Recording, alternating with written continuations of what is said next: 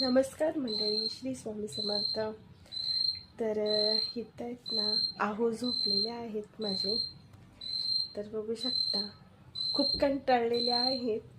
आणि आज हा व्हिडिओ बनवायचा फक्त एकच कारण आहे की त्यांची सकाळची ड्युटी असते, म्हणजे सकाळी शाळेवर त्यांचं काम असतं आणि संध्याकाळी नाईट ड्युटी असते. तर पहाटे 4 वाजता येतात आणि 4 ते म्हणजे 4:30 वाजल्यापासून ते सकाळी 7 वाजेपर्यंत किंवा 7:30 वाजेपर्यंत त्यांची झोप होते. त्याच्यानंतर मग आवरून चहा पाणी वगैरे करायचं, जेवण करायचं, थोडं दुकानात बसायचं आणि मग नंतरच्याला वापस कामाला जायचं 9 वाजता. तिथून वापस दिवसभर काम आणि रुटीन चालू, वापस पहाटे 4ला झोपणं.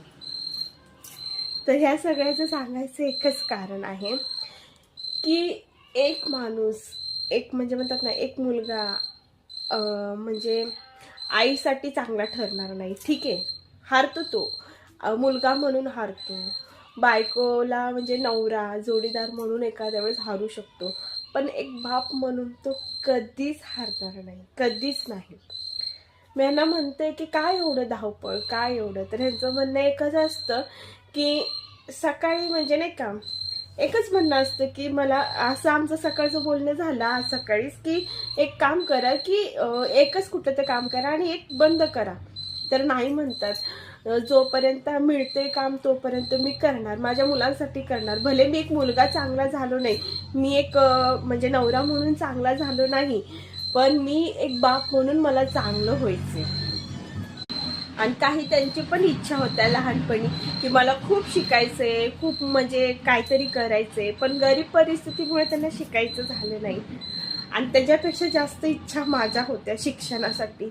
मी खूप इच्छा धरल्या होत्या की मला शिकायचंय, मला टीचर व्हायचंय, मला टीचर बनायचंय. माझी इच्छाच राहिली. तर ही असते गरिबी.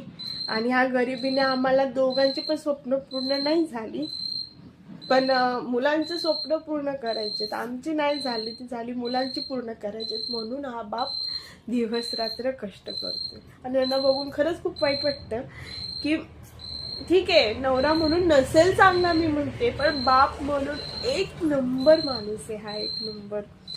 गर्व आहे, छान वाटतं की खूप कष्ट करतायत. आणि स्वामी समर्थांनी निदान त्यांच्या मुलांसाठी तर त्यांची इच्छा पूर्ण करावी.